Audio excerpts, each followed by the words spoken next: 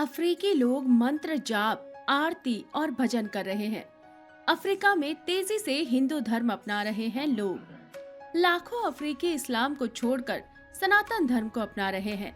ये लोग मंत्र जाप, आरती और भजन कर रहे हैं और सनातन की शक्ति के आगे नतमस्तक हो चुके हैं। घाना समुदाय में यज्ञ हवन तप को बढ़ावा दिया जा रहा है। गायों को पालने वाले लोग खुद को श्री राम का वंशज बता रहे हैं। मंदिरों में पूजा करने वाले मुसलमान काबा को अपना आका मानने को तैयार नहीं है। तो क्या मुस्लिम समुदाय का अफ्रीका में अंत करीब आ चुका है? क्या सच में अफ्रीकी देशों में मुसलमानों का वंश खत्म होने को है? क्या है अफ्रीकी देशों में तेजी से बढ़ते सनातन धर्म का कारण? जानना चाहते हैं तो ये वीडियो पूरा देखिएगा। लेकिन इससे पहले हमारे चैनल को सब्सक्राइब करना बिल्कुल मत भूलिएगा। तो दोस्तों, रूस, अमेरिका और इंडोनेशिया की खबरों के बाद अफ्रीकी देशों में भी तेजी से हिंदू धर्म का विस्तार देखने को मिला है। यहाँ पिछले 10 सालों में हिंदू लोगों की जनसंख्या 12,000 से बढ़कर 10 लाख हो चुकी है। अक्सर आप लोगों ने खबरों में सुना होगा कि भारत में अगर कोई ज्यादा पढ़ लिख लेता है तो वो अपनी रोजी रोटी के लिए यूरोपीय देशों में भागता है।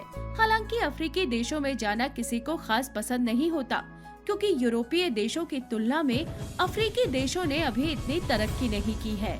लेकिन जहां बात हिंदू धर्म की आती है, वहां सभी यूरोपीय देशों में मिलाकर इतने हिंदू नहीं हैं, जितने केवल अफ्रीका में ही रहते हैं। और इतना ही नहीं, यहाँ के लोगों की परंपराएं और मान्यताएं भी हिंदू धर्म से काफी मेल जोल खाती हैं। बात करें यहाँ के लोगों की, तो यहाँ के लोग खुद को भगवान राम के बेटे कुश का वंशज बताते हैं और यहाँ के देवी देवता भी हिंदू धर्म के देवी देवताओं की तरह दिखते हैं। जैसे कि यहाँ पर पूजी जाने वाली मामी वाता देवी बिल्कुल हिंदू धर्म के देवाधिदेव महादेव की तरह ही लगती है। इन्होंने अपने गले में सर्प धारण किया हुआ है और सर पर घने बाल भी हैं और साथ ही जैसे महादेव के शीश पर गंगा विराजमान है, ये खुद जल की देवी मानी जाती है। वहीं यहाँ पर पूजे जाने वाले देवता और ओगुन स्वरूप भी बिल्कुल भारत के दक्षिण में पूजे जाने वाले मुरुगन स्वामी की तरह ही दिखता है। वहीं अफ्रीकी देश सूडान की बात की जाए तो जिस तरह हिंदू धर्म में गाय को माँ का दर्जा दिया जाता है और गाय की रक्षा की जाती है, उसी तरह सूडान की मुंडारी जनजाति भी गायों की रक्षा करने के लिए जान देने और जान लेने में पीछे नहीं हटती। ये लोग गाय को पालते हैं, उन्हें भगवान मानते हैं और पानी की जगह गाय के मूत्र का ही सेवन करते हैं।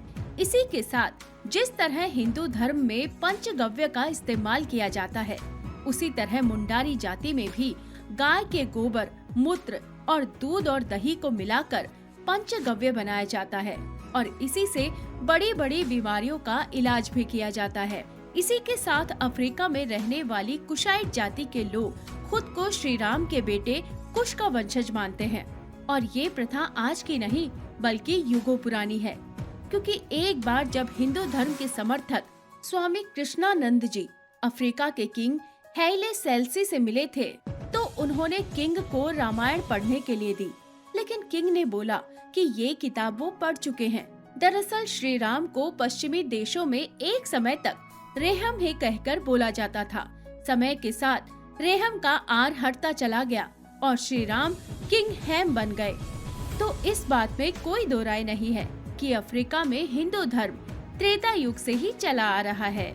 लेकिन बीते 10 सालों में अफ्रीका में हिंदू धर्म एकदम से कैसे बढ़ने लगा, ये भी एक गहरा सवाल है। तो आपको बता दें कि अफ्रीका के घाना समुदाय में अचानक से सनातन के प्रति श्रद्धा उत्पन्न हुई। घाना समुदाय वो वंश था जो अंग्रेजों के किए बंटवारे की वजह से घाना में शरणार्थी के रूप में आ गया था। अफ्रीका में घाना समुदाय की स्थापना स्वामी घनानंद ने की। स्वामी घनानंद ईसाई मूल के थे। स्वामी घनानंद बताते हैं कि बचपन से ही वो ब्रह्मांड के रहस्यों के बारे में सोचते रहते थे। स्कूल में उन्हें ईसाई धर्म की शिक्षा मिली, लेकिन उन्हें अपने किसी सवाल का जवाब नहीं मिला। संयोगवश उन्होंने हिंदू धर्म और दर्शन संबंधी कुछ किताबें पढ़ी, जिसके बाद वो ऋषिकेश की यात्रा पर निकल पड़े। एक बार जब उत्तराखंड आए तो उनकी मुलाकात स्वामी श्रद्धानंद जी से हुई। वो श्रद्धानंद जी से इतने प्रभावित हुए कि उन्होंने उन्हीं से दीक्षा ली और हिंदू धर्म को स्वीकार किया। उसके बाद इन्होंने हिंदू शास्त्र और वेद पढ़े और फिर 1975 में अमेरिका में घाना हिंदू मठ की स्थापना की और यहीं से घाना में हिंदू धर्म के प्रचार प्रसार का सिलसिला शुरू हो गया। स्वामी घनानंद सरस्वती ने घाना में 5 हिंदू मंदिरों की स्थापना की, जो अफ्रीकी हिंदू मठ की आधारशिला रहे।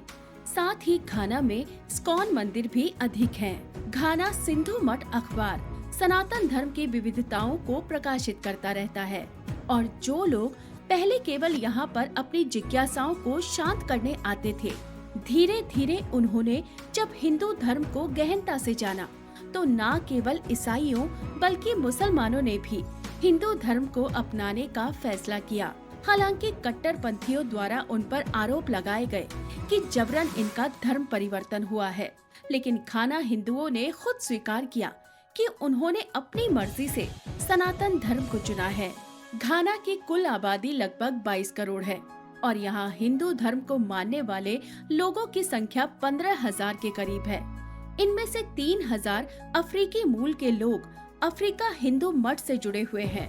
घाना में हिंदू धर्म की शुरुआत 1947 के बाद हुई थी, जब भारत के विभाजन के बाद सिंधी समुदाय के कुछ लोग यहाँ आकर बसे और उन्होंने राजधानी अंकारा में एक मंदिर की स्थापना की।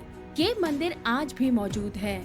अगर आंकड़ों को देखा जाए तो पिछले कुछ वक्त में अफ्रीका में 1633 मुस्लिम समुदाय के लोगों ने अपनी मर्जी से हिंदू धर्म को अपनाया और जहां एक तरफ भारत में मजहब को लेकर आपस में लड़ाई झगड़े दंगे होते रहते हैं, वहीं विदेशी लोग हिंदू धर्म से प्रभावित होकर हिंदू धर्म की ओर अग्रसर हो रहे हैं। तो क्या सच में हमारे भारत को यूरोपीय अफ्रीकी देशों से सीख लेने की जरूरत है?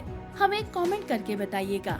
साथ ही हिंदू धर्म से जुड़ी ये खबर आपको कैसी लगी, इसके बारे में भी जरूर बताइएगा। और ऐसी देश विदेश की सनातन धर्म से जुड़ी कहानियों के लिए हमारे चैनल को फॉलो करना बिल्कुल मत भूलिएगा।